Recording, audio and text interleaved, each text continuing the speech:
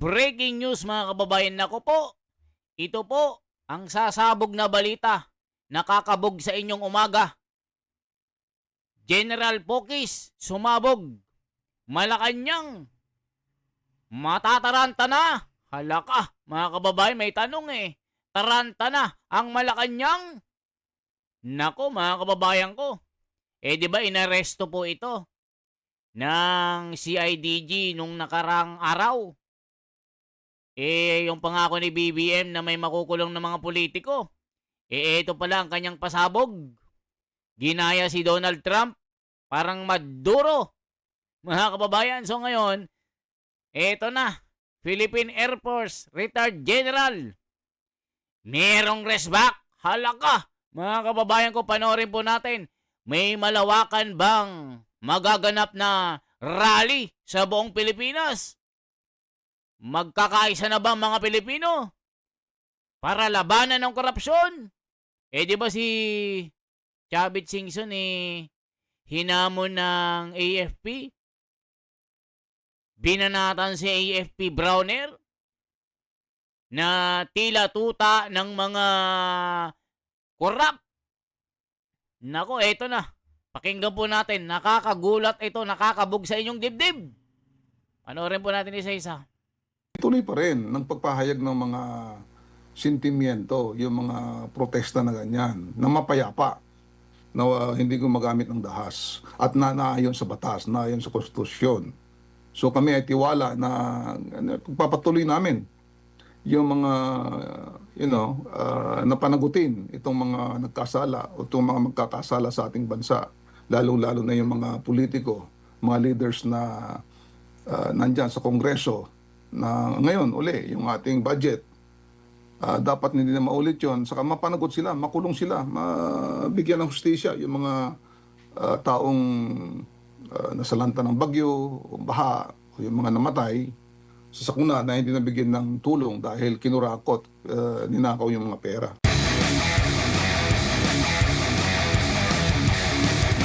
Sir, kayo pong bida sa araw na to. Lagyan po muna natin ng konteksto. Pakikwento po ninyo, sir, nung panahon na inyo pong nakumpirma na meron pong nag-aabang na arrest warrant po sa inyo pagkatapos ng holiday season. Ayun na nga, kasi nga, because of the case na filed sa akin ng PNP CIDG,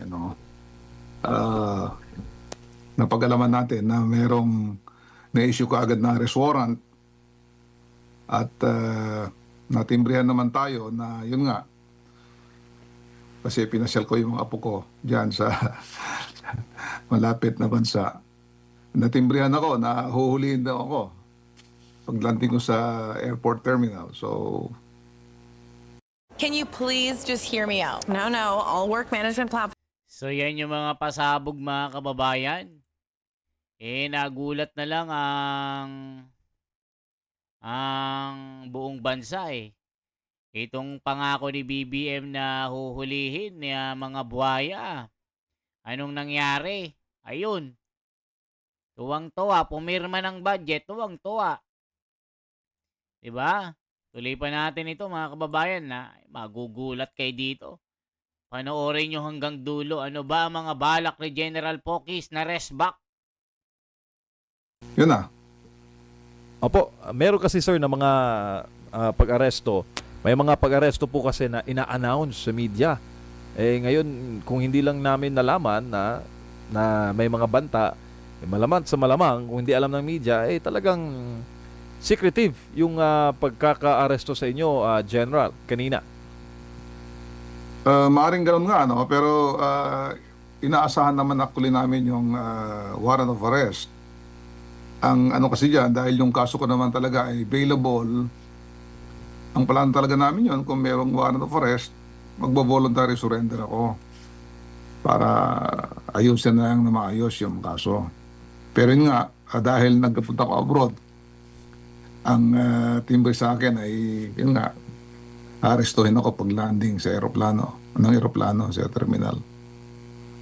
At Actually, ganun ang nangyari. opo, siya nga nangyari. At kanina sir, paglapag niyo pa daw sa airport, sa paliparan natin sa NAIA, Hindi rin po kayo nagkaroon ng chance na makausap po yung mga abogado? Pakikwento po sir, yung paglapag po ninyo dito sa bansa. Totoo yan, ano? Sinalubungan ko ng ating mga kapulisan, yung CIDG, NCR, dyan sa tube ng aeroplano. Tapos binasahan naman ako ng Miranda rights, ano, yung aking karapatan bilang akusado.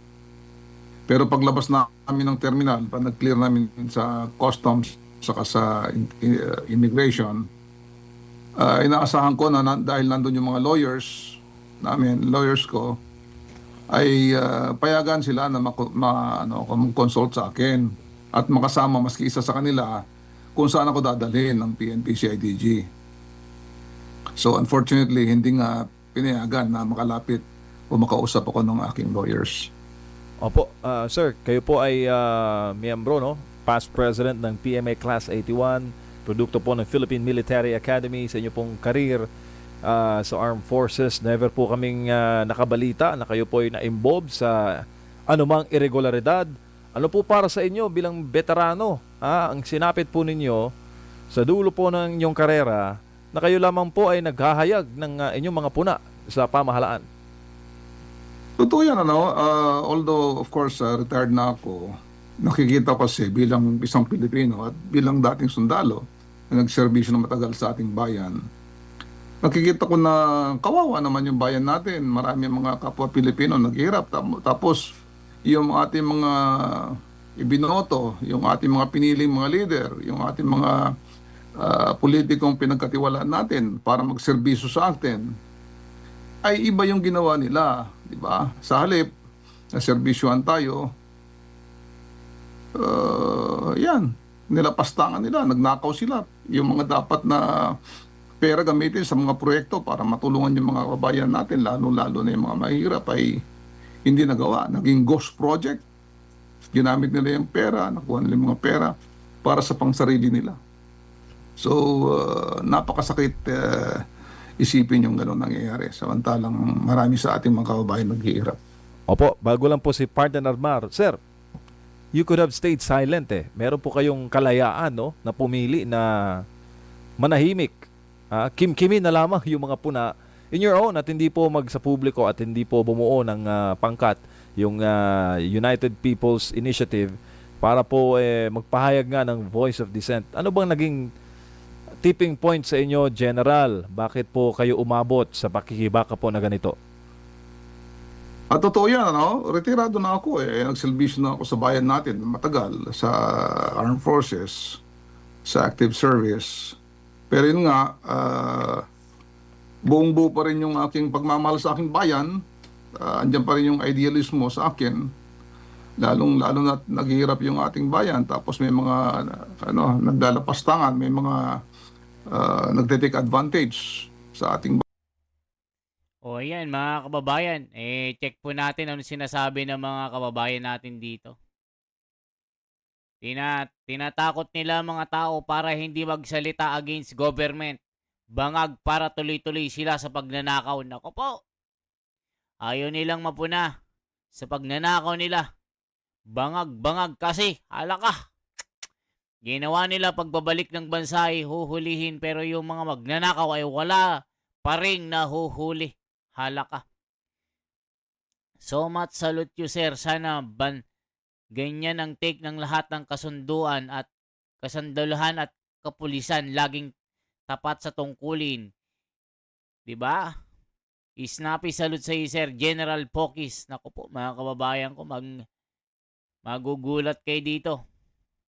Saludo sa iyo, General Pokis. Ikinararangal ng bawat Pilipino ang kagaya mo. Dapat kagaya mo ang pinuno ng army na hindi pwede palitan habang buhay. Kung ikukumpara ka kay Aso, Brownie wala siyang dangal na tira. Kahit konti sarili niya dapat sa kanya. Naku, wag naman.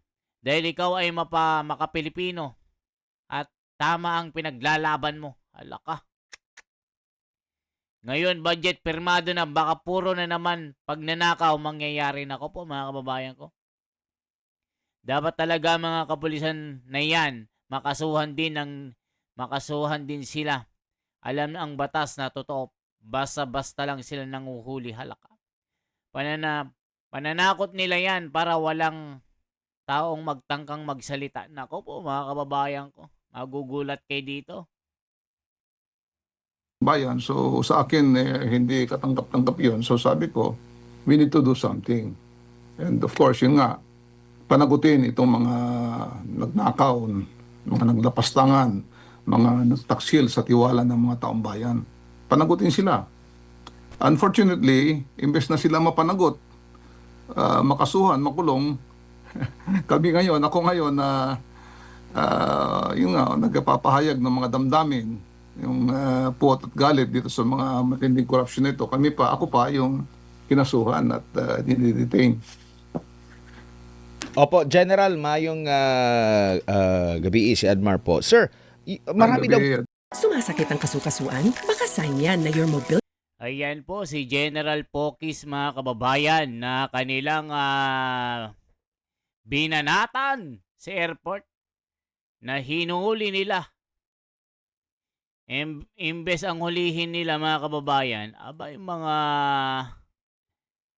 itong mga nagsasalita lang pati itong si Franz Castro mga kababayan ay galit na rin kay BBM. Ayan, ginulo mo BBM ang mga kabataan sa Mindoro.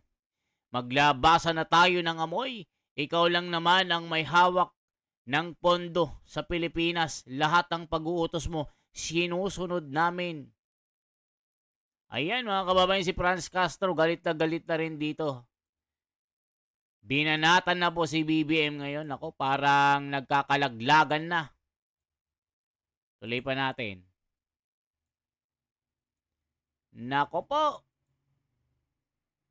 mga pulis doon sa airport at nakita nyo ba parang overkill naman masyado kayo lang po yung sinasabing arestuhin pero maraming sabi din sa akin ng mga naging pasahero doon na parang daming mga pulis ba? Totoo yan, medyo nagulat nga rin ako sa dami ng mga pulis doon, both uniform saka yung mga plainclothes policemen. Marami, para namang nakakabahala talaga yon. In fact, sabi ko nga, kung talagang voluntary yung magsusurrender naman ako, hindi naman tayo gagamit ng puwersa. So, unnecessary sa akin yung napakaraming pulis para lang iserve yung warrant na yon. Pero sir, beforehand sir, nakipag-ugnayan na po ba kayo or inyo pong abogado sa pulisya na considering parang alam nyo na rin na meron ng warrant of arrest na kusa kayong susuko at hindi na needed na ganong klase ng pwersa? Kasi kung kailangan yung mga ganon, pag may plano, heavy, parang na-publicize talaga na kayo po ay dadamputin and hindi rin naman po kayo nagtago at alam din naman po dahil na napabalita nga na babalik at uwi kayo po dito sa Pilipinas. Yun na nga Kaya nga, nung malaman namin na merong plano pala na arestuhin ako, ayaw namin mag-create ng di ba, alarm or skandal doon sa pag-aresto. Lalo't kasama ko yung pamilya ko. So yung mga lawyers ko, at saka yung mga kakampi natin, retired din ng mga police, nakipag-coordinate sa CIDG para maging maayos yung pag-serve ng warrant of arrest. Ang hindi rin nila na-foresee na ganun pala kadami. Ako rin nagulat talaga na bakit napakarami. Opo. No, ngayon po, kung babasahin natin yung mga sa comment section ng inyo pong pag-aresto, marami pong nagkukumpara. Bakit sa inyo po na nagsilbi kayo sa bansa natin, may 3 dekada po na nagsilbi, kinumpara kayo doon sa mga naging kalaban talaga ng Estado na bakit wala mga ganong klase ng kaso na isinampalaban sa kanila at inaresto ng kagaya na ginawa po sa inyo po, General? Totoo yan, kaya nga katakataka naman, dahil of course, ako ay isang retiradong sundalo na nagserbisyo ng marangal sa ating bansa. Kinalaban natin yung mga kalaban ng bayan, ng bansa, tulad ng mga komunista. Unfortunately, itong mga komunista, nung kanilang anniversary, nung Communist Party of the Philippines, nagmarcha sila dyan sa Maynila may mga placard sila na yun nga, hinikayat nila mga taong bayan na mag-join ng NPA, yung armadong pakikibaka para ipapagsakin ng ating bansa, gobyerno. Tahimik ang armed forces, ang DND, tahimik yung ating national security, tahimik yung ating police. O yan, nakita nyo po mga kababayan ko. Gaya nga nito, ayan no. Si Castro po. Talagang binanatan na po itong si BBM. Ayan no. Ginulo mo ang mga kabataan sa Mindoro, BBM. Ayan no. Maglabasan na tayo ng amoy. Parang utot na bulok. Ikaw lang naman ang may hawak ng pondo sa Pinas. Lahat ng pag-uutos mo, sinusunod namin sa Direp Castro. Nako, mga kababayan ko, galit na galit na. Ayan ang mga komento, Grabe mga comment, galit na galit na. Check na natin. Ito, ang sabi dito. Nako po. Ito po mga komento mga kababayan ko. I-check lang natin kasi hindi natin Ito po, check lang natin Tiyagain natin po ito.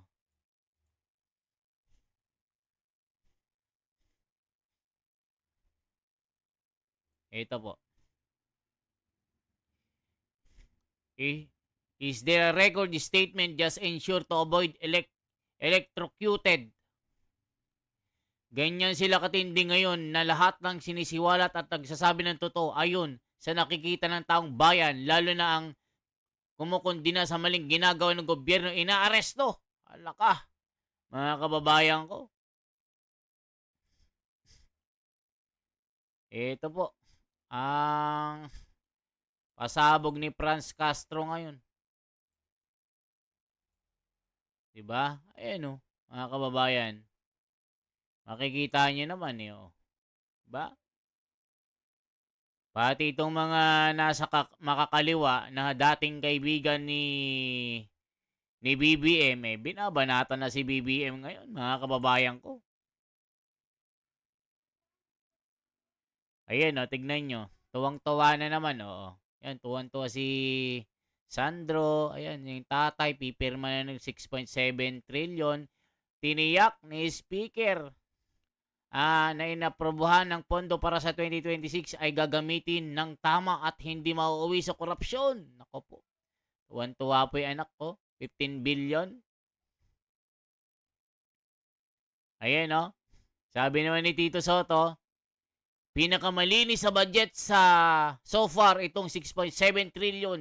Saan ni Tito Soto? Ayun, binanatan ni Senador Marcoleta. Totoo, Lacson. Lokohin mo ang lelo mong panot. Alaka. Ganyan po katindi. So, anong masasabi nyo dito mga kababayan ko? Kung umabot ka sa video na ito, maaaring i-komento mo ang iyong lugar. Anong reaction mo? Anong masasabi mo sa nangyayari ngayon? Okay? Meron bang malawakang rally na magaganap sa 2026 na ito na gigimbal sa Malacanang? I-komento po. Ako si The Wonders Philippines. For transparency, for a better democracy. Mabuhay po. Subscribe na po, mga kababayan, para po dumami lalo tayo. At mag-comment kayo kung saan po kayo. Re-replyin ko kayo isa-isa. Okay? Salamat.